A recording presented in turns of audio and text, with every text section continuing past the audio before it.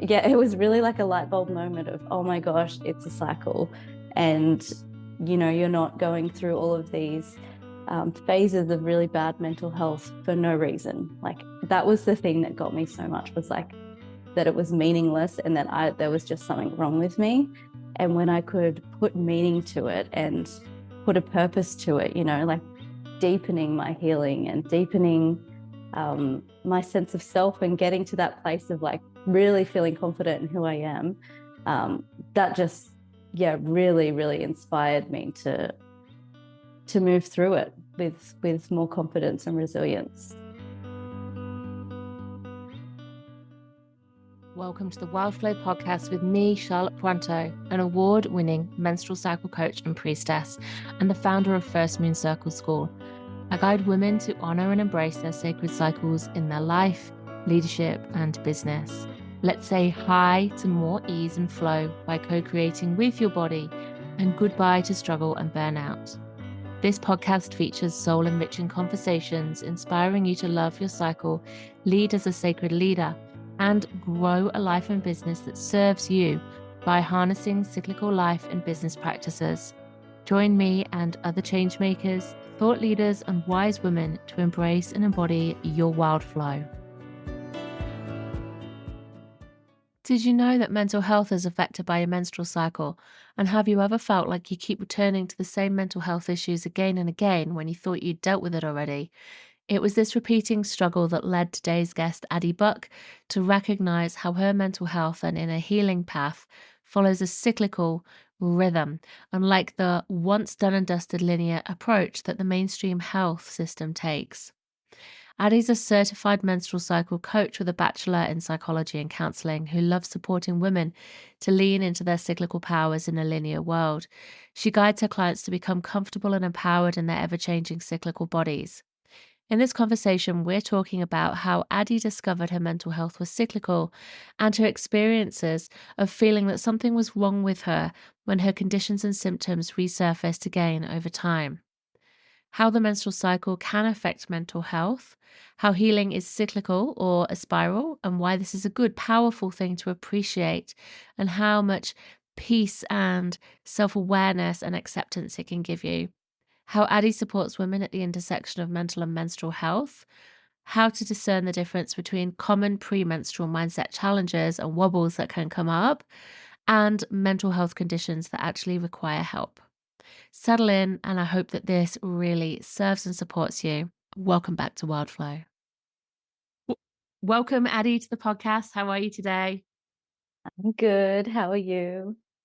I'm good. I've been sick this week with the flu. The kids have had it, and it's been a bit of a week out of life, just hibernating, hermiting at home. But I'm feeling good today. I've just got a bit of a croaky voice, as you can probably hear. But I'm feeling good. How about you? How are you feeling today? Yeah, I feel like I'm about to get sick. I'm just started, you probably can hear my nasally voice. Um, but yeah, I woke up this morning and I was like, oh, I have a runny nose, and then just kind of, yeah, didn't think I was sick, and sadly I am. So I'm a bit down that I'm sick because I feel like I've got lots to do today, but I'll just have little naps in between, I think. That will get me through. That sounds like a great idea. So that's funny. We're here, a picture of health, here for a beautiful conversation that I'm really looking forward to all the same. So let's start as always with a cycle check-in. I'd love to hear where you're at in your cycle, and I'd love to share where I'm at, and just get a sense of what we're bringing to the conversation from a cycle point of view as well. So I'll go first. I'm cycle day 28 today. I ovulated late this month for sure. I had a really nuts sort of 10 days or so in the middle of my cycle where I was training really hard for my jujitsu grading night. Oh, And so I was in at the gym, like training, like the like jujitsu gym, not the gym. I don't do the gym. I can't seem to get myself there. So I need like the accountability of people and team sport and that kind of interaction to make me get there. So I did get there. I was quite impressed with myself. Also, the pressure of needing to get 50 sequences completely mastered so I could perform them in under 10 minutes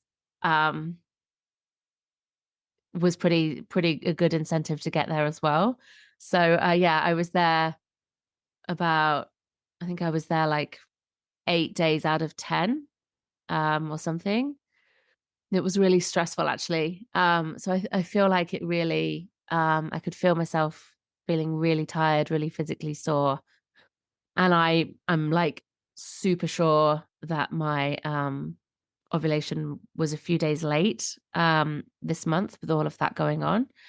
So although I'm on day 28 today, I don't feel like I'm just about to bleed. I think I've probably got another, I don't know, 5 days or something like that until the end of my cycle. And that, yeah, I've had like really wonky cycles for the last few months. There's just been a lot going on, more stress than usual. So yeah, just kind of sitting with being back in the unknown and back in the unpredictability of everything. Whereas I was having 28-day cycles, which was just really nice to feel like I knew where I was at. And I was bleeding with the new moon and ovulating with the full moon.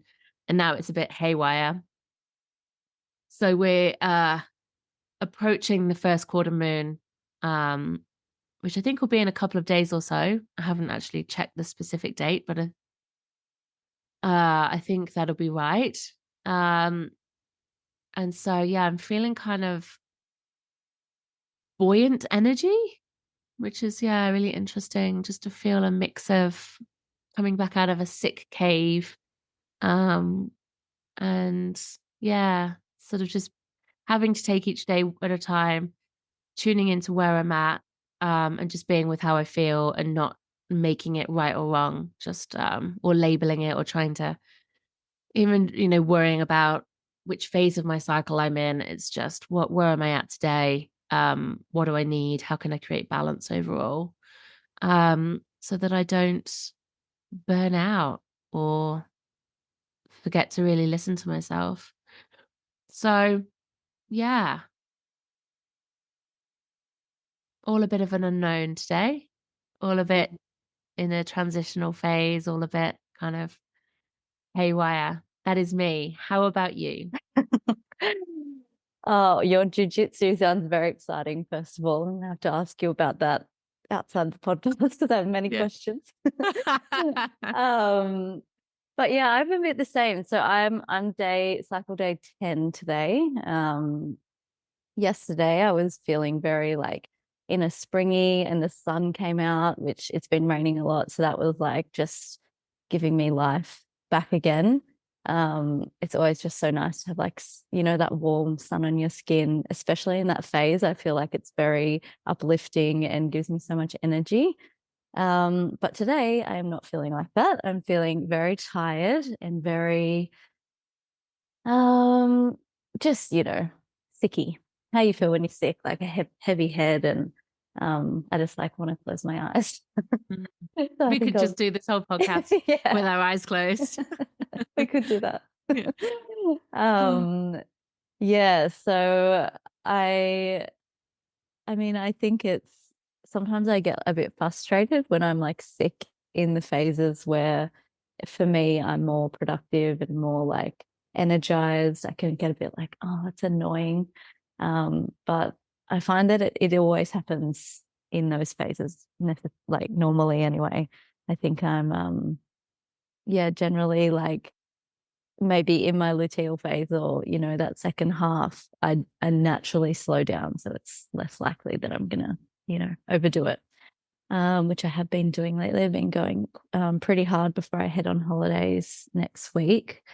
um but yeah, I think I'm, for being day 10, I'm still having that like in terms of the mental side of things, like I feel quite resilient and like excited to do my work and excited to for the day and I guess quite optimistic. But yeah, just physically feeling quite dead.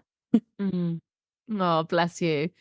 Oh, thank you for sharing that. Your check-in and how you're how you normally experience the springtime of your cycle and how you feel when you're, I really think that's a really interesting piece that I know so many people, when they tune into their cycle, notice that they feel. It's like, well, now's meant to be the productive time. Now's meant to be like when I get the high energy and the high resilience or the high creativity or like the capacity to do XYZ.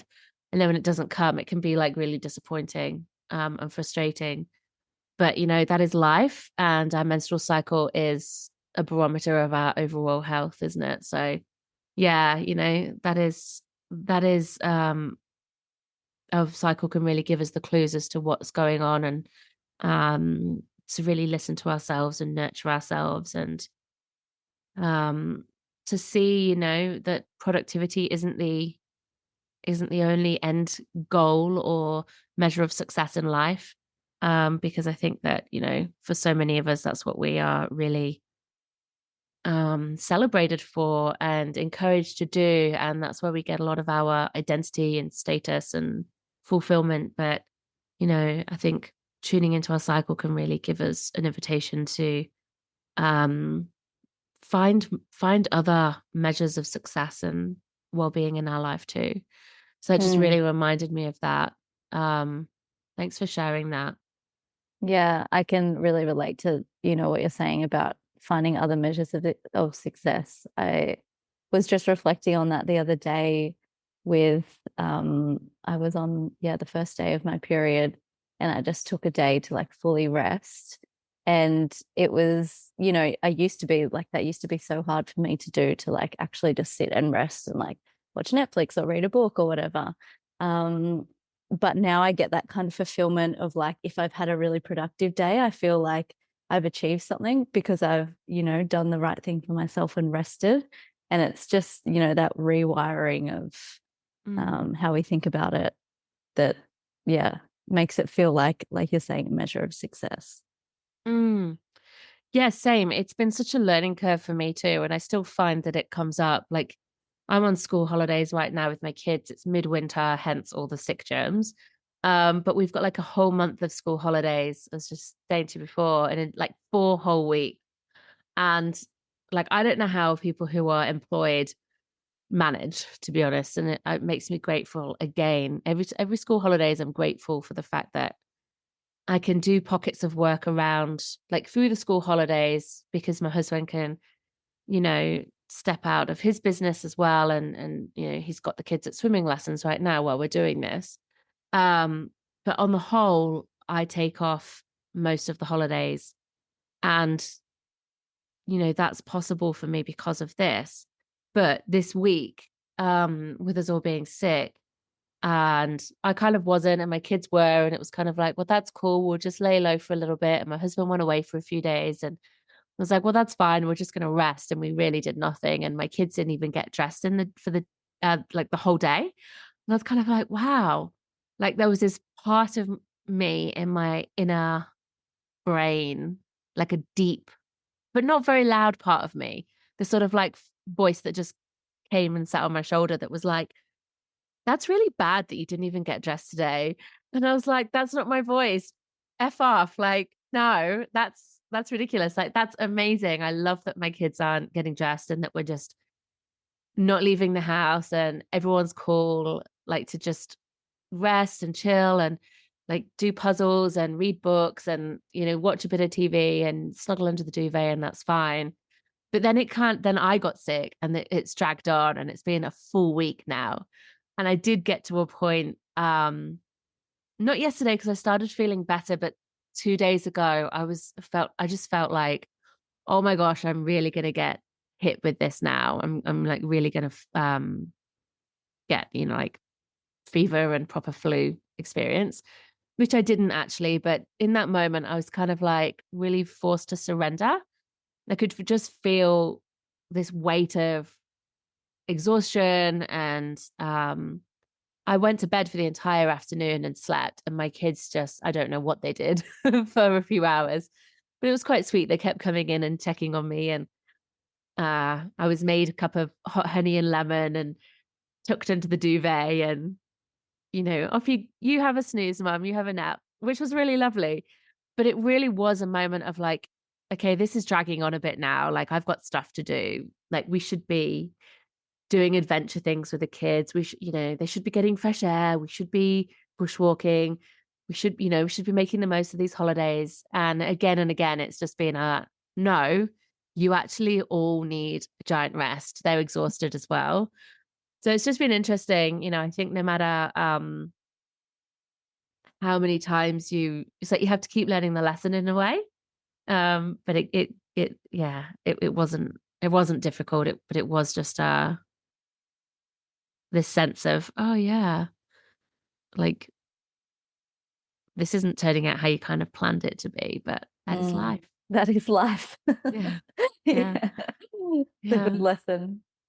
And I feel like this theme is really relevant to our topic today. So I really want to dive into this. So let's start off, Addy. I'd love to ask you just to share with us what you do in a nutshell, and how you became a menstrual cycle coach. Yeah, okay. So basically, what I do, I'm a cyclical mental health coach or mentor, and I help women navigate and feel really strong and resilient in navigating their mental health from this cyclical lens. So basically, I came to, I guess, kind of creating this hybrid of mental health and menstrual health and cyclical living. Just through my own experience, I was studying psychology at the time that I enrolled in menstrual cycle coach school. And I just felt like throughout my studies, my undergrad in psychology, I was just not seeing, I don't know, it just felt like something was missing. There was like this missing piece about mental health. And I guess like all of the treatments we were being taught about were very like linear and, you do this and then you heal. And it was just very like, there wasn't a conversation about when it happens again or when that trigger comes up again. And I just found that like so interesting and also so frustrating for my own story, because I've got my own mental health challenges that I go through. And that wasn't part of the conversation. And I felt so, I mean, there's a lot of guilt and shame that comes with, doing the work and then it not working. I'm putting that in bunny ears, because it's like, it feels like you've kind of failed or you haven't really healed or like, oh, what's wrong with me? So that's when I kind of started studying cycle coach, went to cycle coach school and really dove deep into this cycle awareness practice. And it really started for me, from a more day-to-day like cycle syncing and tapping into my cycle. And now I guess because the practice is so ingrained in me, I just kind of use it every single day to support my mental health. And that's what I want to help people do, because it's such a liberating place to be when you realize, okay, there's nothing wrong with me. It's just the fact that I'm a woman and I have a cycle, and therefore my mental health is also a cycle. I think this is just so important, but like a revelation. And I feel like there's going to be so many people who are listening to you going, oh my God, I'd never thought of that before. I'm curious, what was it for you was there a specific moment or something that happened or an insight that came to you when you realized, hey, this is actually cyclical, like this isn't something wrong with you or that you're doing it wrong, that it's not working, as you said. But was there what was it for you that really, or how did you discover that your mental health is cyclical? Mm, yeah, that's a good question. I think, I've had my own mental health challenges. Like I said, I experience anxiety. I've had bouts of depression. I've gone through an eating disorder before. And I guess like I would go through phases with each. And, a lot of the time they come all together just naturally. And it was kind of like I would, for example, with my eating disorder, like I went so deep and dark and downhill so quickly, to the point of not eating enough, losing my period, and really hit rock bottom. And from that point, I was very grateful that I got to that rock bottom point, because I was just like, that I've got to do something now. I can't just keep ignoring, like I can't live like this anymore. And so I started seeking help, and that was amazing. I saw a psychologist and a dietitian, and that was incredible. So I healed from that to a degree, and I was eating, I was healthy, I was a healthy weight, and I had my period back, and I was feeling more positive and accepting of my body. But then I would keep going through these phases of, like, the trigger would come up again, or I would start to feel sensitive about my body again, and I would just spiral, and it would just like almost revert back to, not to the degree that it originally was, but it would almost, kind of just go back there again, to a lesser degree. And I would just think, like, what the hell? Like, I thought I'd dealt with this. I thought that, I'd healed from this, and I've done all this work. Like, why am I back here again? And there was, and that's just one example. That's just one example of, with the eating disorder. It's been with all of the mental health challenges I experienced has been that same cycle. And I last year actually went into like a really, really dark place, the darkest I'd ever been. I'd had a lot, go on, and there was a lot of change in my life, but it was one of those ones that was like, nothing's really wrong. And like, why do I feel so down? So I, got back on I was already seeing a psychologist, but I became a bit more consistent with it. And she kind of explained to me that the pain I was experiencing, so this like heavy feeling, and I was getting, eating disorder flare-ups and everything like that, was almost like a distraction from the pain that was a different pain that was going on within me. So that's got to do with like family issues. And that just, like, I don't know, just kind of put a light bulb up in my head. And I just thought, oh, okay, like that's interesting. So I'm going through this again because, this distraction is happening, I suppose, being the anxiety, the eating disorder, depression, because I haven't, dealt with this thing at this level. Like, it's ready for another level of healing. I'd done so much work on this, and it was clearly just like, okay, you're ready for another. You're going to deepen into this, and it's time to see it from a different lens or a different perspective. And that just, like, it was really like a light bulb moment of, oh my gosh, it's a cycle. And, you're not going through all of these phases of really bad mental health for no reason. Like, that was the thing that got me so much, was like that it was meaningless, and that there was just something wrong with me.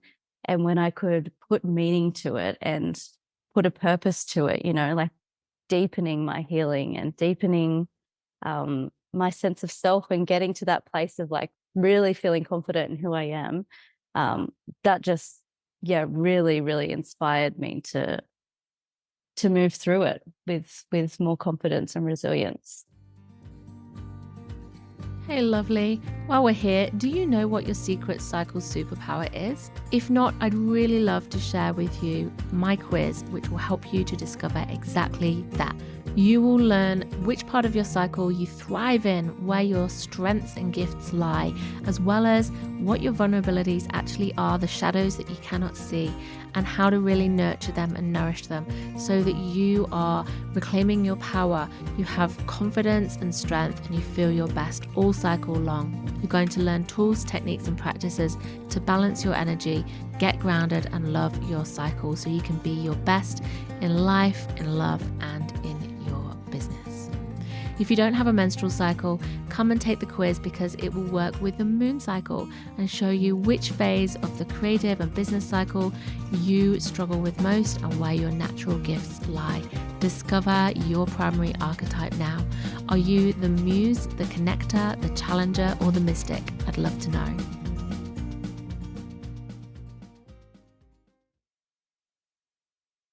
Thanks so much, Addy, for sharing.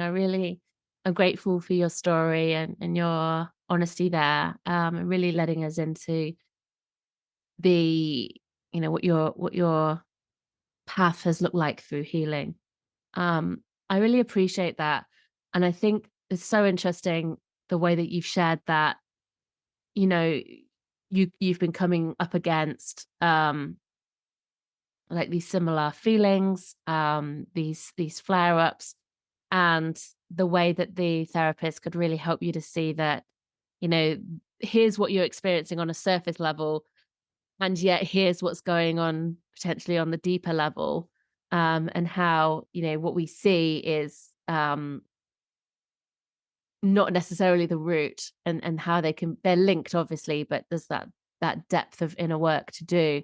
And it just really reminds me of how I've sort of like felt in the past, or I do feel like healing, like inner healing is I sort of describe it as like a spiral, because I really relate to what you just said there.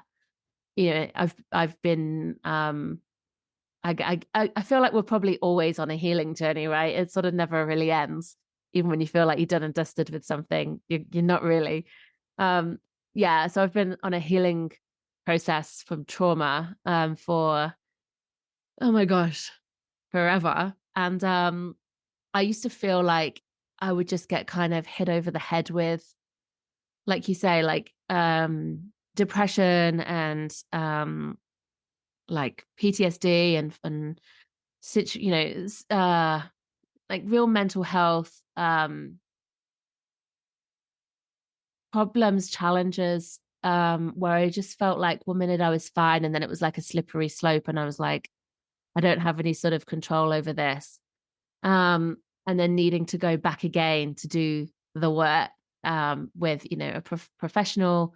And then over more recent years, as I've felt stronger and less in a place where I'm sort of sent into, depression or like needing sort of clinical help, um in a work, I guess, and really noticing like these triggers and like being with the wounds that I carry, and noticing what comes up for me. It's sort of like an ongoing, eternal, everyday practice.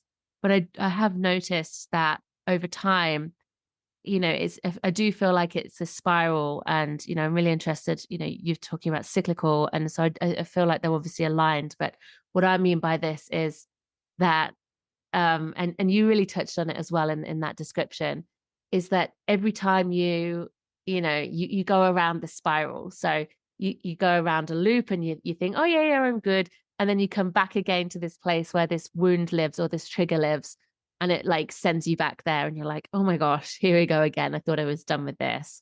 Like, when will I ever be done with it? And then, you have to really face it and work with it. And then you come out of this place where you're like feeling better and stronger, and you can function and get on with life. And then you go back around the loop again. And, with every turn of this spiral, I see it's a bit like a corkscrew, like it goes deeper into the story every single time. And it's like every time we go around, we come up against, maybe the same situation or a different situation that touches up or triggers the wound again, sometimes in the same way or a different way. But I feel like when we really tend to this work and we don't ignore it, we can get to a place where we can move through these triggers with more ease, sometimes with more speed, with more grace, with more self-awareness. And it's kind of like I sort of feel like the rebound can be quicker and like it gets a bit easier each time you go around. But it seems like it just never really goes away. And I feel like that's what you're saying with like cyclical, that same kind of sense of, we go around. But I'm also really curious, whether when you're talking about cyclical, there's like a hormonal component too, whether you notice that with mental health, there's particular times of a cycle, like on a hormonal level, where people might be more prone to experiencing mental health challenges, or times of life even. Um, is there kind of anything there in that kind of from that side of the cycle work that Yeah. you're tapping into with mental health as well? Yeah, so I want to touch on the spiral thing first because I really resonate with that, what you're saying. And I've heard it kind of in two ways. And that's like if you imagine a spiral, the center is like the smaller circle. And I've heard it, in a way that you're moving slowly away from the pain. So the pain is in the center and you're slowly moving out and out and out, and obviously expanding who you are and your capacity in the world.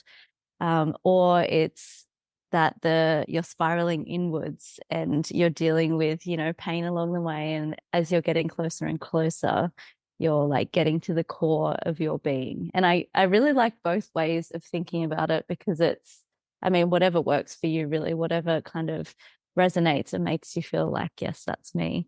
But I think the spiral is such a perfect symbol for mental health and for the process of healing. Like it is ongoing, and I feel the same way, that it's yeah, it's not a end point destination. I'm healed. And I mean, I suppose that's probably is probably where I started, like having mental health challenges and then thinking, okay, I'll do this and then I'll be better, but that is not how it works. And so yeah, that was part of the journey as well, really realizing that yeah, it's going to be ongoing and accepting that it's part of life, and still, learning to flourish and enjoy your life through all of it, through all of the hard times and through all of the good times, and not just holding back and really yeah, getting lost in the darkness, I suppose. Um, but in terms of the hormonal aspect, that's not, I can touch on it. It's not really my area of expertise, but I know that obviously in the premenstrual, there's a lot of mental health. I guess people who are diagnosed with mental health illness. So I know that bipolar, OCD, ADHD, depression can flare up in the premenstrual, and also binge eating disorder as well. So um, yeah, it's actually quite an interesting area to look into. But I know that for people who experience ADHD, their medication can even be not as effective in the premenstrual phase. So within the cycle, there's definitely fluctuations of mental health, and the issues that you might be dealing with can go through ups and downs just within that cycle. That's so interesting. Thanks for sharing that.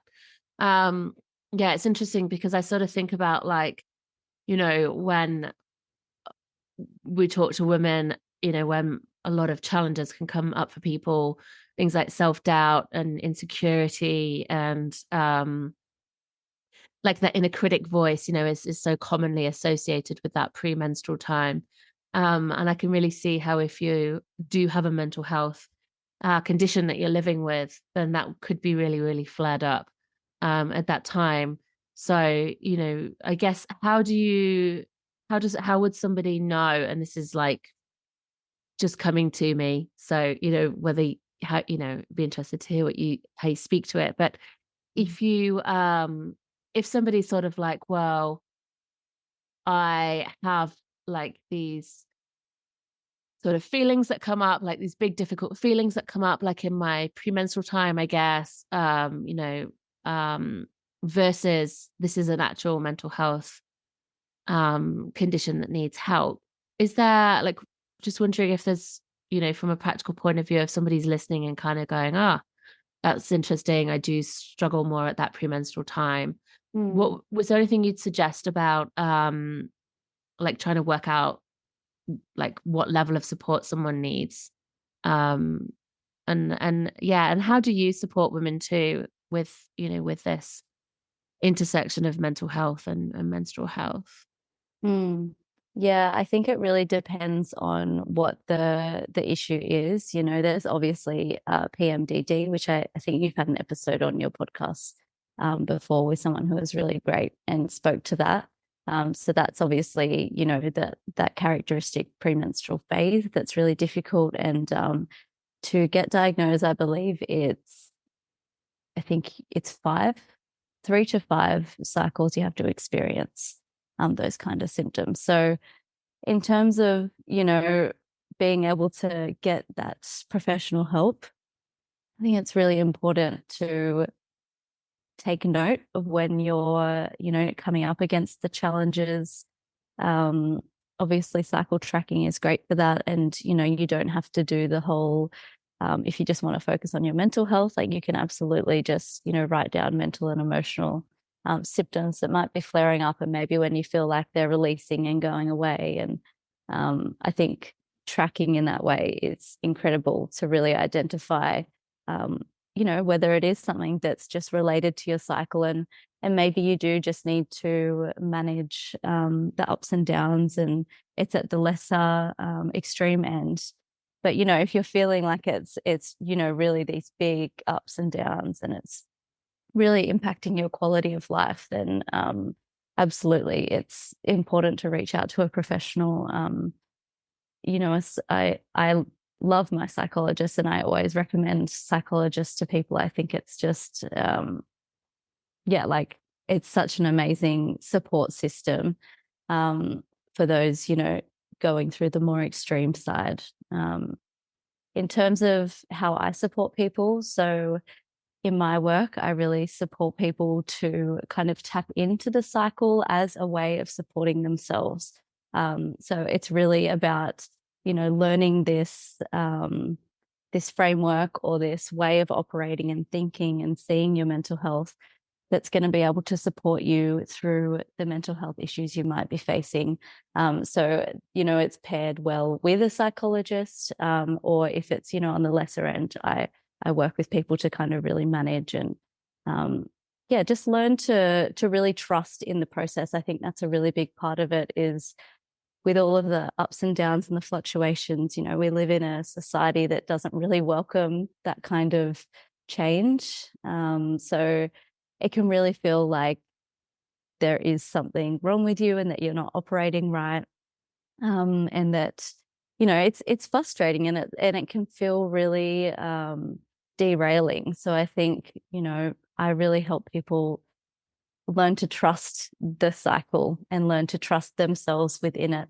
And to just navigate mental health from that place of really, really trusting the process and not getting caught up in, you know, the really dark down times and you know, making it a really catastrophic experience if it's not for you, you know, like it's a lot of the work I do is about building trust and building this kind of um, knowing that it's not going to last forever, and you know, you're going to cycle through and come back around. And when we can do that, we can really find wisdom in the hard times. And that's another big part of my work is like getting comfortable in the uncomfortable so that you can actually look around and see what we were talking about before. So seeing what that like real inner pain is rather than the surface level distractor pains, um, or you know, the real wound.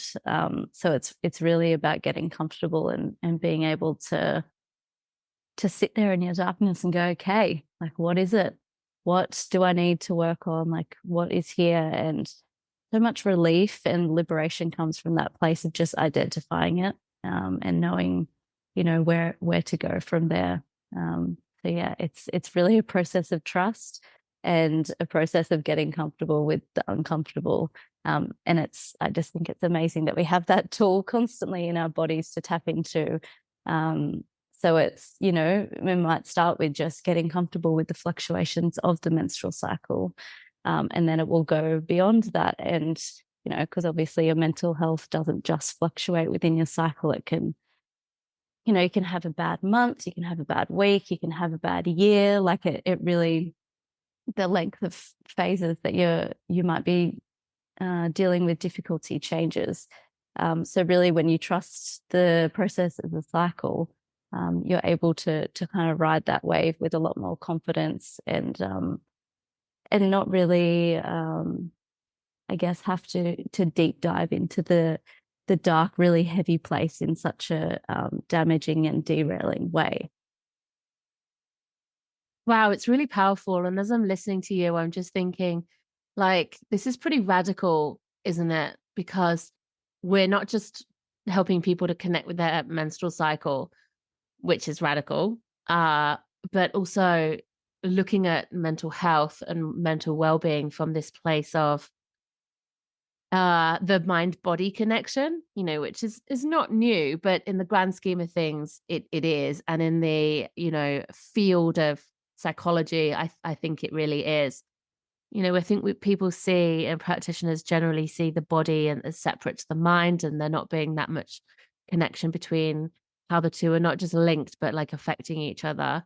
And so I really feel like taking this approach is not just empowering for being able to take more control, or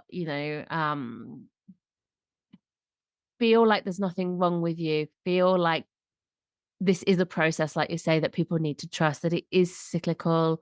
It is this, like, you're going to come around, and it's not just a linear, like, do your 10 sessions and you're done kind of job. But also really building that body connection to be able to listen to what's there and tap deeper into the wisdom and the pain that we hold in our bodies, even, mental pain, how we store trauma in our bodies, and being able to get into the depths of that. Like, that just feels really radical. And I just would love to see, more mental health professionals really taking this kind of approach to not just see, like, having the kind of conversations that you talked about at the start, where on your course you're like, why is nobody talking about the fact that, like, things can be surface and be re-triggered and all the rest of Mm. it, but also really helping people to tap into the fact that it is a life journey. And maybe that's an ego thing for some practitioners, where it's like, I can fix you. And it's Mm. more like, well, we're coming to this place of, how can I help you through what you're going through right now, knowing that this isn't going to be a band-aid, done, fix, move on kind of thing.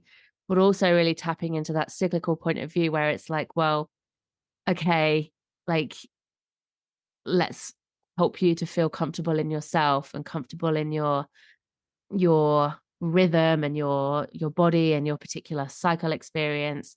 Maybe if there is something hormonal there, that's part of the story too, rather than just really disconnecting it, which can make us feel quite isolated, alone, and Mm. like we're just powerless and relying on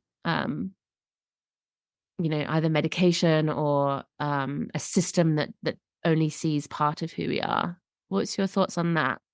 Yeah, definitely. And just, it is starting with that conversation of, like, I honestly, now that I'm at where I am now, I think, isn't it so wild that we don't ask clients when they're coming into a therapy session, where are you in your cycle?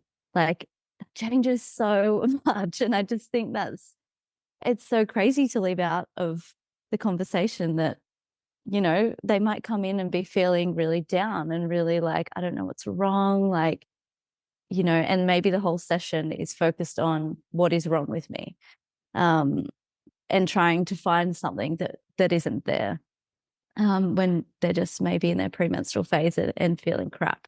Um, and it almost, in a way, can halt the process of therapy, because it's not taking into consideration how a woman's body and hormones work. And you're kind of, it's like you're expected to kind of go in, and this is not the experience I have with my psychologist. She's great. But it's kind of like you're expected to go in and kind of just get deeper and deeper every single time into this thing. And it's like, well, what about, if you're not feeling like that today? It's really, this moment to moment awareness and practicality of where you are in your cycle. Like, how do you feel there first? Is it related to what you want to talk about today? And If it's not, that's cool. And if it is, like, we can support you through that. We can do it, maybe shift some things within the therapy room, and in the therapeutic conversation that are going to be able to support where you are. So it definitely needs to be part of the conversation. Mm. Yeah, you're so right. I was just reflecting when you said that. Like, if I'm doing coaching, which isn't mental health specific at all, that's not my skill set or focus, but I see very much how, and we all do once we start becoming aware of it. But if I had a client who just came to me in their, like, say, ovulation time, like they had sessions every time, and it was always in the same phase of their cycle where they're like buoyant, high energy, can do attitude, like positive, optimistic, you'd be like, oh, this is great. Like, this client's got it all figured out.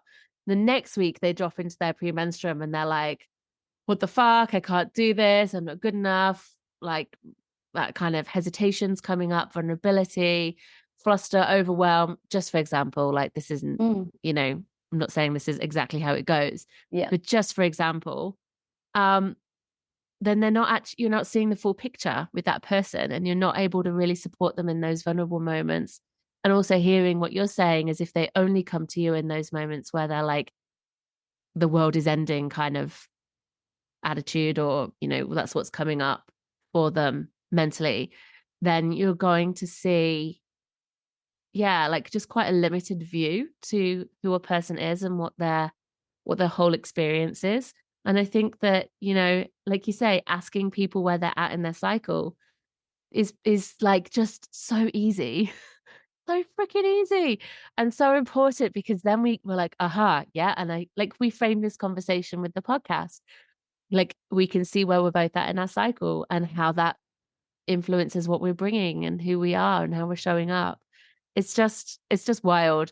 So I'm really excited that your therapist is like great, and that she's really on board with you and your approach, and obviously feeling like she's really supporting you.